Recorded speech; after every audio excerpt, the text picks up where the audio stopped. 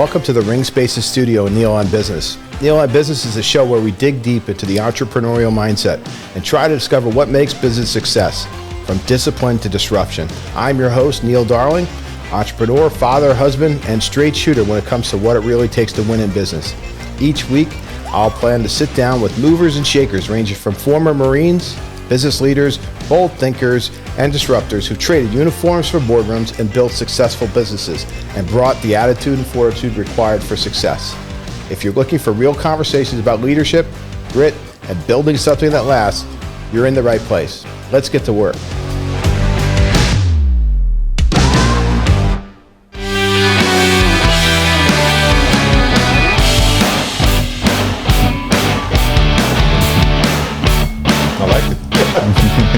Here we go. All right, we're ready. All right. Who's the latest victim? I have want to welcome Oscar Espinoza.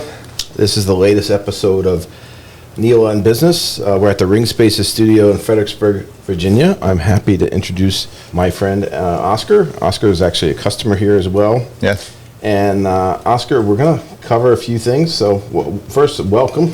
Thank you. Thank you for having me. Yeah, it's great to have you.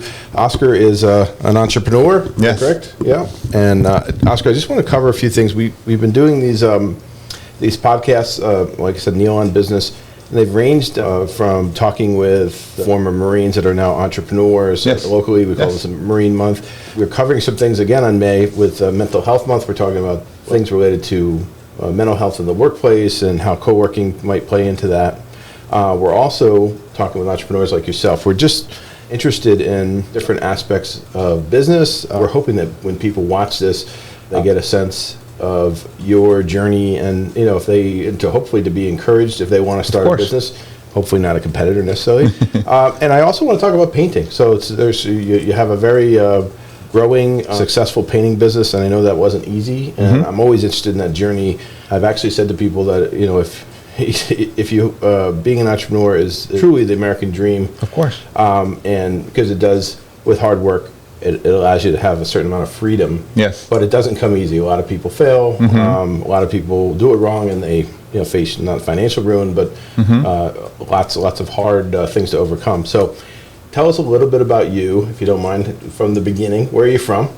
Well, first, I'm from El Salvador. Yeah. I came here to the States in the year 2000. Yeah. My father brought us here, me and my sister. We landed in JFK.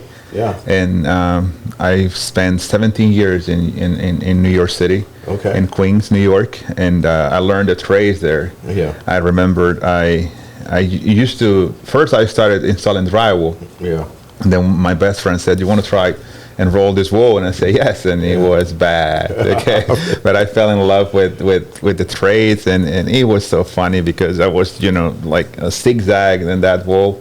But then I started doing it, and I loved it. I really liked the trade of itself. And I worked for many companies along the way.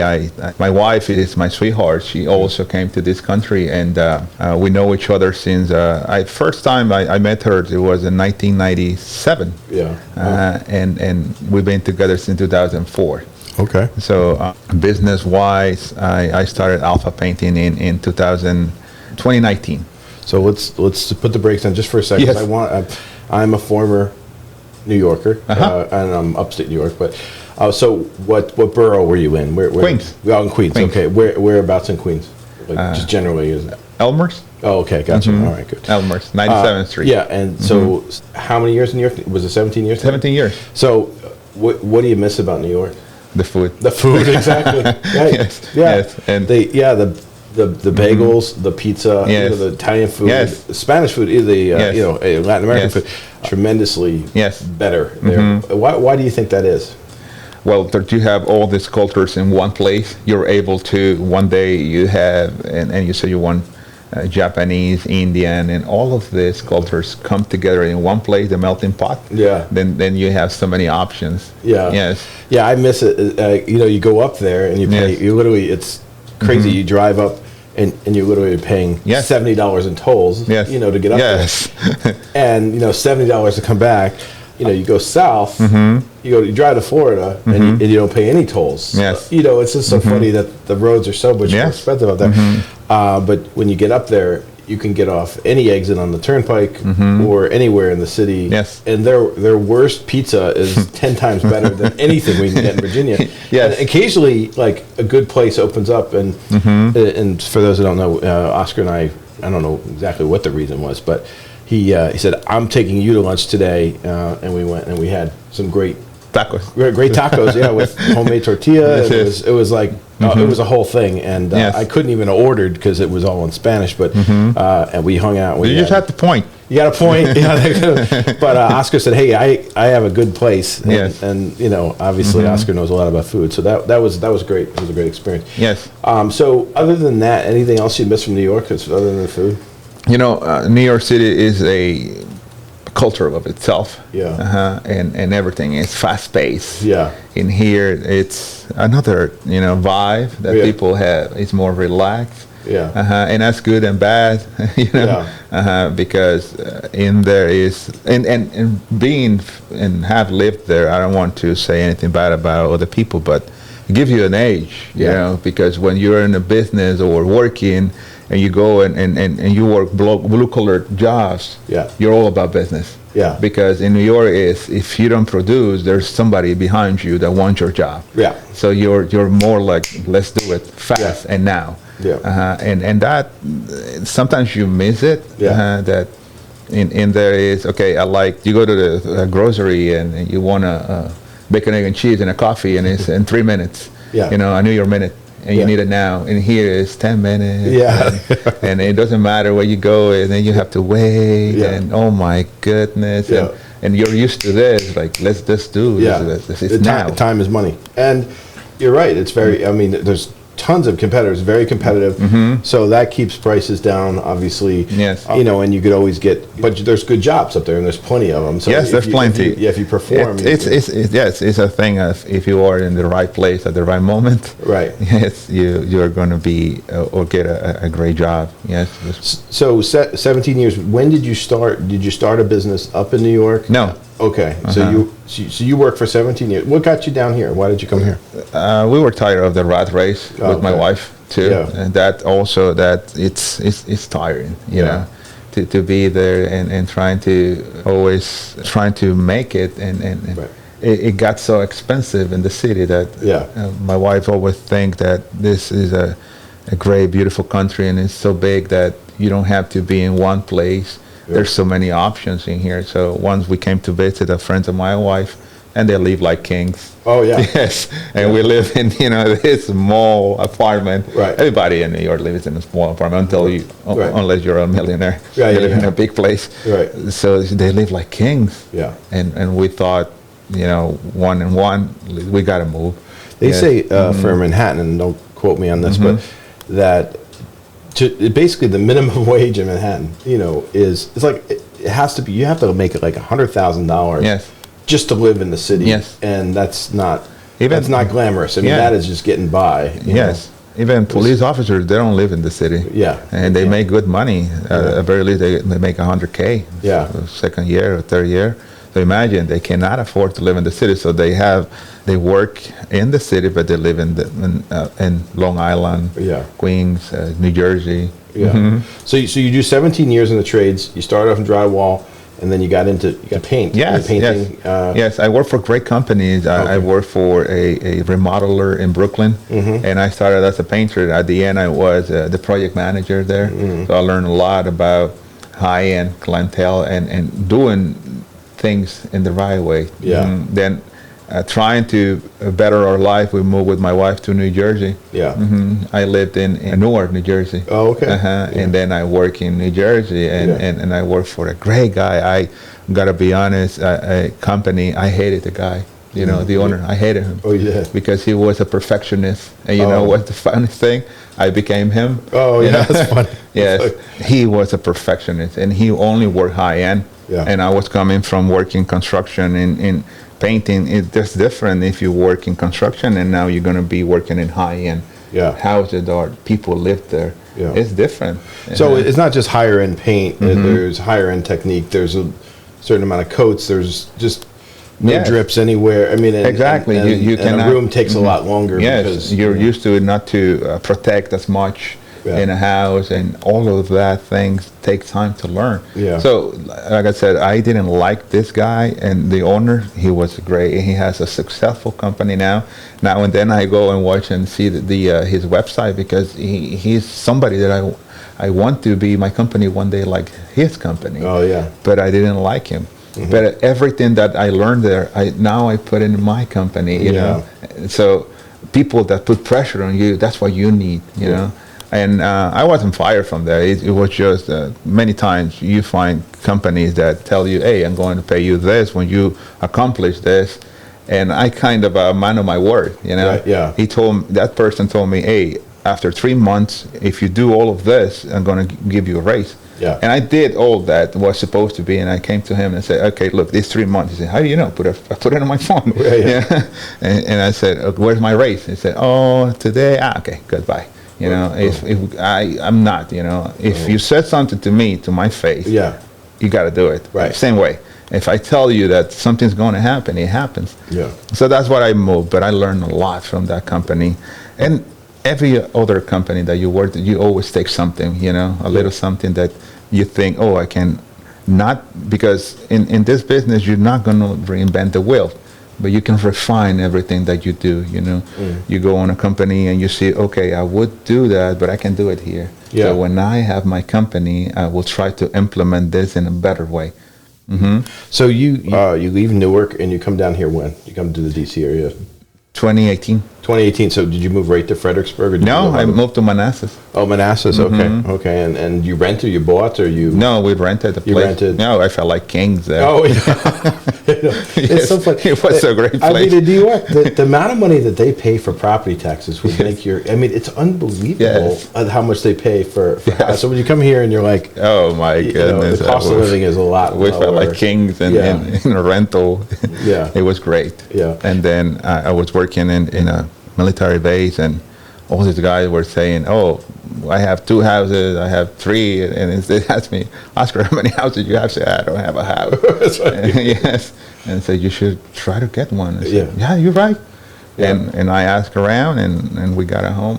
When I came and moved to Fredericksburg, I didn't know anybody here. Nobody. I came with a GPS.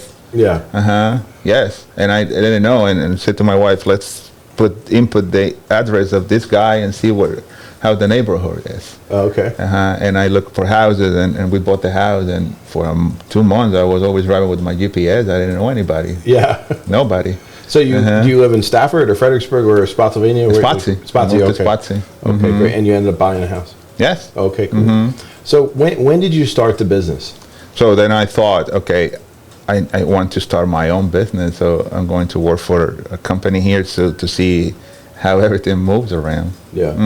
2019. Did you come in just as a painter, or did you come in as a supervisor? No, painter. Oh, okay. Okay. Painter.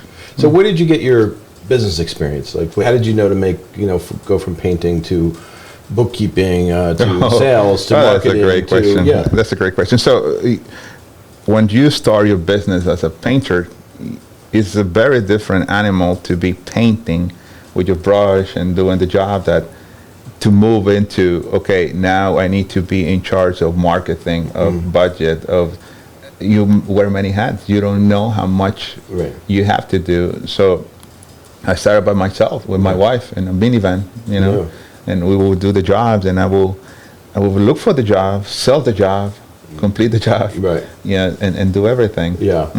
So when I was working for other companies, I think that these companies are great. They're awesome. They're very successful companies here in Fredericksburg, but I think they lack something, which is that customer service. That they grab the client and they don't show appreciation. That's how I felt. Like I said, you see some things and you try to refine it. And I thought, with the experience that I have, with the company that I have worked, I see different how we can better this and be a company for the client. Anybody can paint your house, but what can you offer that is different? I offer you quality. I offer you communication. Do you need help with colors? We can help you. We can send our interior designer to help you for an hour. Okay, so Yeah. you can choose a color. Oh, So, nice. Wow. of course, Yeah. that's what we do, and all of those things, come into place. Being a man of your word, like I said, Yeah. we are communicating what time we're going to arrive, what time, how long the job is going to take, who's going to come to work in your house, and how the procedure is going to take. So the question was, what made you move? Is that I saw the opportunity, I saw the market, and that in here there's a lot of people that need only people with integrity. Yeah. A company that has integrity, that just shows up, do the work. That's all you need. Yeah, because you get, obviously everybody's driven by reviews. You get great reviews. Yes. Social media, word gets out. Very, it's not all Yes. direct costs on advertising and marketing. Yes. A lot of it is the word of mouth with social media enables Yes. you to get a lot more Yes. leads. And I'm impressed with your trucks are very clear.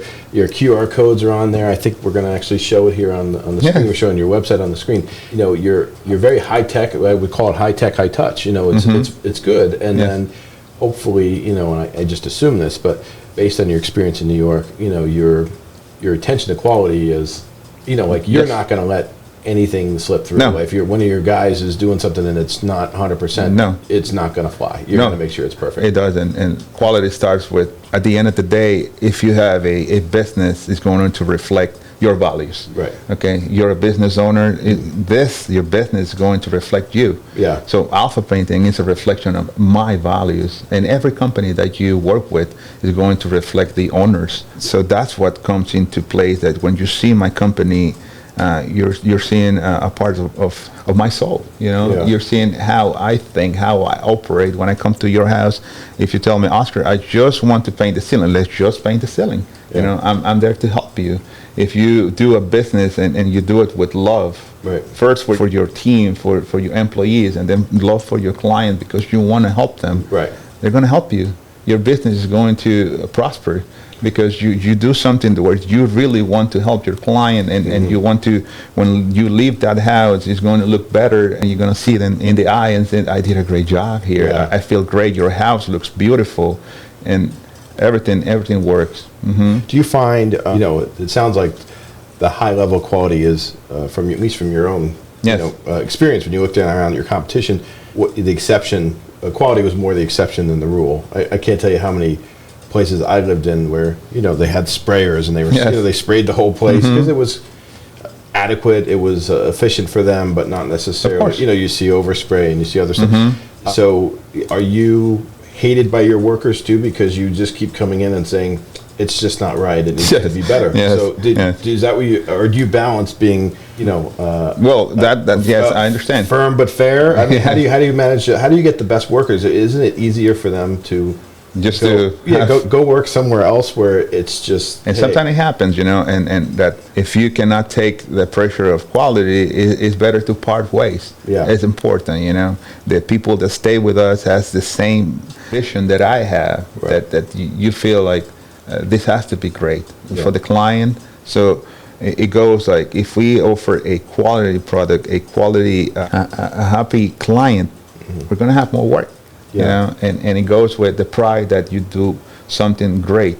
So yes, I am the boss that always comes and I look for the mistakes. Yeah. That falls on me, that I'm quality control, come in and see everything, and I see, hey, we could have done better here. We could have done better here. But yes, the way that we try to train our team, always. We're members of the PCA, Painters Contractors of America, and they offer a lot of videos and training that we implement.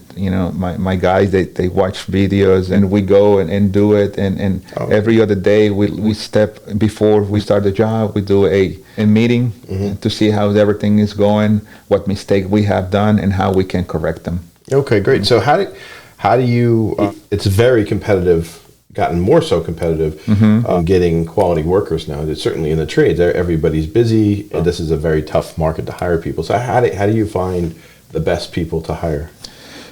The best people is always looking for the best place to work. Okay. Okay, that's a given. When I was I'm still a worker, but when I was looking for work, is I offer this, what can they offer me? Yeah. So you try to have a company that people want to work with. And now is that, well, it's consistent jobs, and obviously you keeping the pipeline full. Of course. But what do you have to other benefits to your workers? So how do you keep and retain them? Because there's such a scarcity of good quality workers. Yeah, so like you mentioned, having a stable work is one thing. After 3 months, we paid holidays because, like, you know, I try to have a company that I would love to come and work to. You know, like when my former bosses, they said, "Oh, it's 4th of July.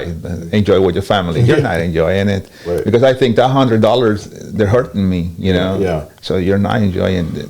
So when they said your boss tells you, "Hey, holiday, enjoy," you got the holidays paid. Yeah. You're doing it with a happy face. You know? Yeah. So every major holiday is a paid holiday, vacation after a year, and all of those things, and having a boss like me, because I am a painter myself, you know. And the greatness of this country is you can start a business and have no idea of that business, how it works. Right. But I am a painter. I own a painting business. I know exactly how, when I tell you, okay, Jorge, let's paint this ceiling. There's a lot of pipes, okay? Do it. I already know how hard it is. I already know every step that he's going to take. So knowingly, I understand how long it's going to take, and he understands. And if he needs help, I can help him. Yeah. So having a boss like that is great. And and I tell you, because when my dad, when he lived in New York City, we did cement foundations. And I would come and help him when I was on vacation, you know. Yeah. It was hard work. Yeah. It was hard work. And we were working, and the boss would come, you know. The boss, his name is John Rubin, big Jewish guy. And he would just grab the boots, plastic boots, put them on, grab a pusher, start helping, and that feels great. Yeah, you know, that as a worker, feels great, because your boss knows how hard it is what you're doing. Yeah. So every now and then I do it too, and I see the guys are busy and I can't help, and I got nothing else to do. I grab a brush, you know, and I'll help them, and I know what it's like, and I know the business. I know every side of the business. So if I tell you to do something, I already know how you're going to do it.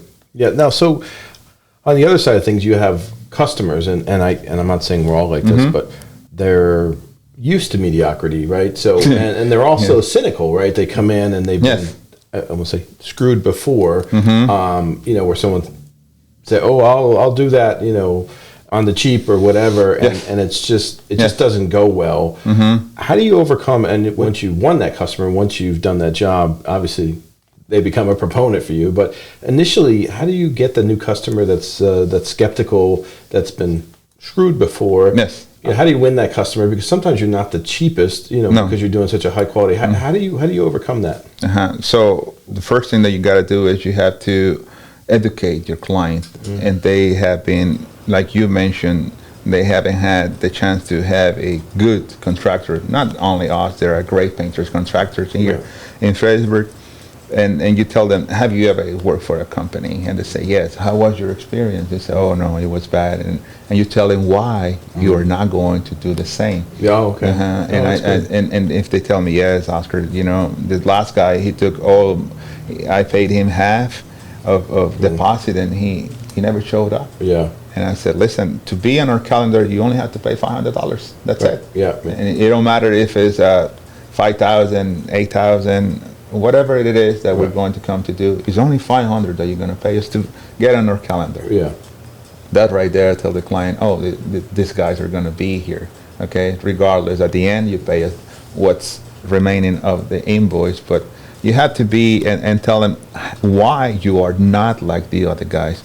And if they said, oh, I want this, it's easy, you know, we can do it.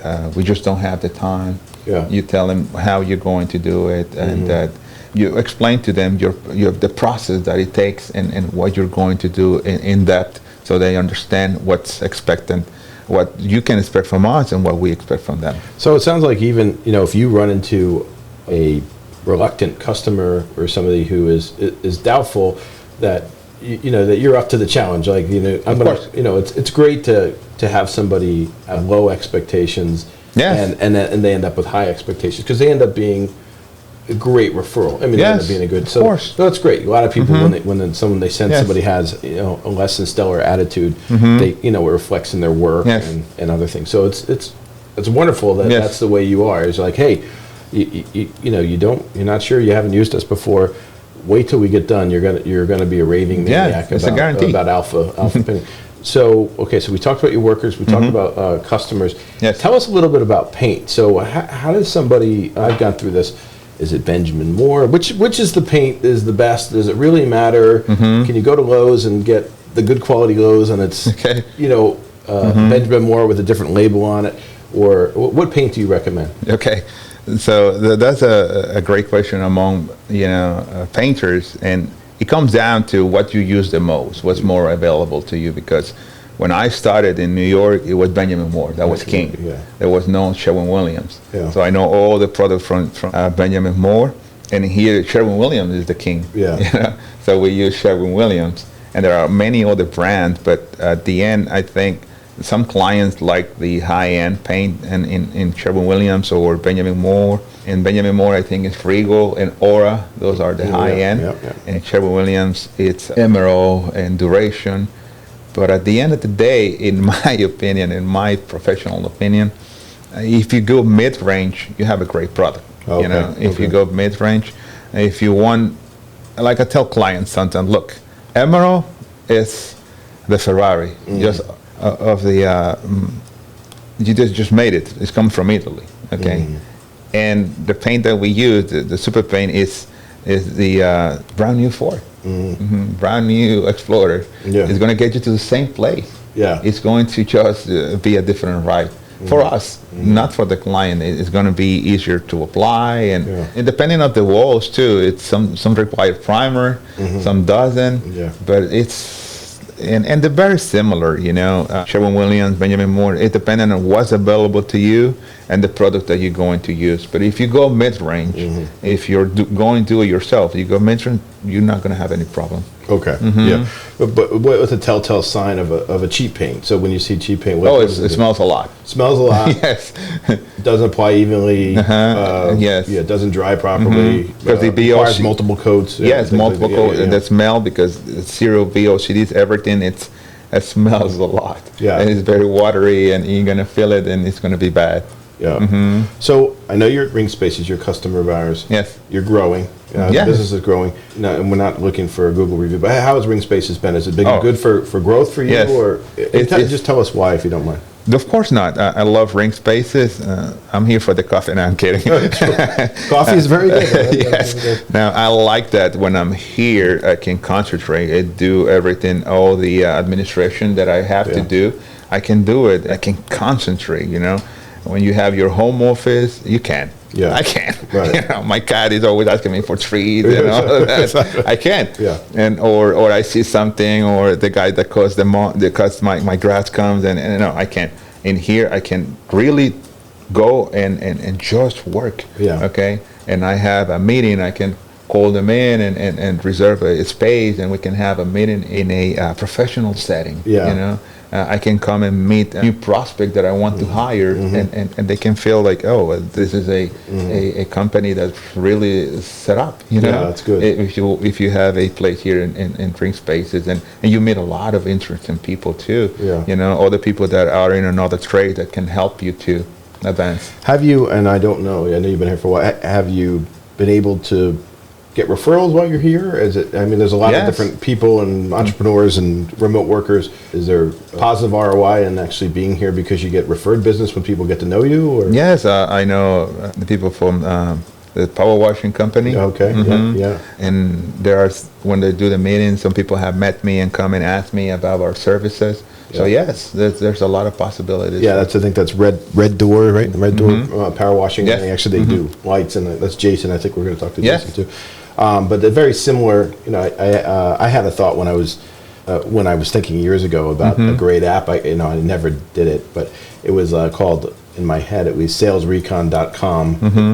For like sales reconnaissance. But like if you have a customer that you've sold a sprinkler system to, and the customer now, things about them that would certainly relate to somebody who is maybe selling paint or selling a roof. as a salesperson, why don't we get some advice on, I know this customer and I know what you do, and I know I'm a trusted person of this customer now. If I make a referral, that's a great relationship. Yes. And certainly, I think with Ring Spaces, having people that are not necessarily in the trades, but have those relationships. So they're doing different things. Yes. So you can share those leads and then do introductions back and forth, because why not? Because you want to make sure. Yes. That's definitely a good thing to work in a place in an office where other people are doing similar things but different things, but they have the same customer base as you do, right? Yes. And now that I remember Mr. Lafayette, we're going to work in his house. Okay, great. He lives in Fawn Lake, so there's a $7,000 job that we're going to do next month. Oh, okay. Right. And he just saw me, and he saw I was a painting company, and I came and did the estimate and like everything, so we hired. Oh, wow. You see? Hey, Ring Spaces success story. All right. So how do people get a hold of you? I know you're so great on the QR codes. I think we're showing the website, maybe. Okay. Yes. So what is the website if they have an interest in maybe getting? Yes, it's easy. Alpha FXBG Fredericksburg.com. Alpha ALPHA FXBG. Okay, FXBG.com. And then there's just a form they fill out. Yeah, there's a schedule form with you, and you'll get right back to them. They can call me 540-466-6264. I'm on my phone too. Give it one more time. Give the phone number. Yeah, 540-466-6264. Okay, cool. And I got to tell you something about Oscar too. I think you're going to scale. I think you're going to be one of the biggest, if you want. I just think it's I great. want to. But your tech stack and the way you do things and the way things are organized, the way you do your invoicing, the way you do your phone calls, because we even offer phone service here, and I think what you have is almost much better than what we're offering. Appreciate it. I'm like, anything tech, oriented to keep them organized, to keep things as efficient as possible. Oscar's got it all figured out, and those are all good things to scale. Thank you. I think that's great. Thank you so much, Neil. I'm really impressed with what you're doing. So hopefully people will reach out and get to know you like I've gotten to know you. Yes. And you get some quotes. This will be coming out in about a week or so. We're doing editing and other things, but we really appreciate you coming. It is my pleasure. Today and participating in the Neil on Business podcast at Ring Spaces Studio. So thanks a lot. Yes, thank you. I appreciate being here. The opportunity is my first time doing a podcast, so I'm grateful. We are being blessed right now with a lot of work because people have come to understand and see our quality, and that we are all about our clients. Yeah. And that's it. And like I told you, if you do something with love for the trade, for your workers, for the client, they're going to help you. They're going to help you grow. And we do it. Many of our clients are repeat customers because when they see how we do things, they want to keep hiring us. Yeah. So probably, there was a client that I went when I was by myself, I just did a ceiling fix. Yeah. And he ended up he was a millionaire, Yeah, he worked in Stafford and he did trades on the stock market. Oh, okay, yeah. So he told me, Oscar, I'm moving. I said, okay. And I want you to pay my house. I said, yeah, I'm up to it. Yeah. And he had a big mansion in the north. And that's how people sometimes they want to see a small thing done because they have more work. Oh, gotcha. Okay. And so every job is very important because every opportunity for us is important. It don't matter to me if you said sometimes yes, because obviously we're not going to come to paint your laundry room. So I guess, okay. And in that sense too, the client that hired me when I was starting, when they called me and said, Oscar, I have a small job, a bathroom, I'm there. Yeah. Because they helped and they believed in me when it was just me in a van, and they would call me and I would get off the work and with my painter's wife with DAWs and all over and they will hire me. I am forever grateful, Yeah. So now sometimes they call me and say, Oscar, I have a small job, I'm there. Yeah. I'm on my way, and you just tell me and I'll make it happen. You know? I really don't, because gratitude is one of my core values. I am grateful always for the opportunities, for the good experience, for the bad experience. I'm always grateful. We always learn from everything. We always learn. That's true. Yes. Yeah, absolutely. Absolutely. Oscar, thank you so much for coming and joining me today. Thank you. I'm sure we'll have you again. I mean, and I'd love to come back and let us know. We haven't released any of these podcasts, but I think certainly getting emerging entrepreneurs and just having certain success and having at least Ring Spaces as part of it, it thrills us to have you as a customer. So thanks very much for participating. My pleasure. Thank you so much. Thanks for tuning in to Neil on Business. If today's episode hit home, do me a favor. Leave a review, share it with a friend, and subscribe so you won't miss what's coming next. And if you're ready to lead with clarity, courage, and confidence, keep showing up. Until next time, stay sharp, stay focused, and keep building. Again, this is Neil Darling from Ring Spaces Studio, and this is Neil on Business. We'll see you next time.